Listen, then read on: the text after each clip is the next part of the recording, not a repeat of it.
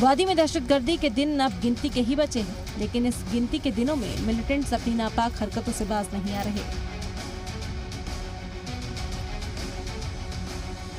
श्रीनगर में गुज़िश्ता शाम मिलिटेंट्स ने पुलिस टीम पर हमला कर दिया।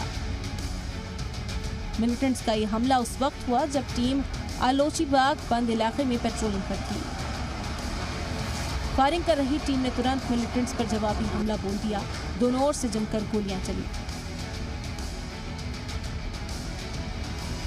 पुलिस टीम मिलिटेंट्स पर भारी पड़ने लगी। जैसे मिलिटेंट्स को लगा कि वो अब टीम का सामना नहीं कर पाएंगे तो वो भागने लगे।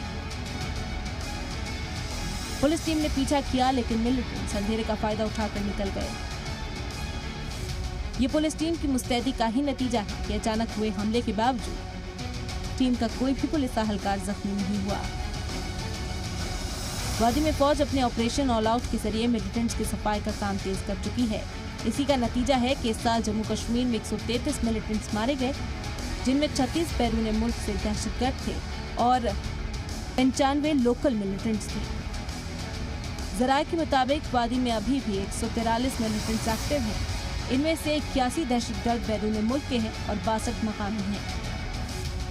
यानी फौज के ऑपरेशन ऑल आउट का असर वादी में दिख रहा है, लेकिन सरगर्म मिलिटेंट्स की गिनती बता रही है कि वादी में मिलिटेंट्स के सफाई की पिक्चर अब बताती है। ब्यूरो रिपोर्ट, ज़ी मीडिया।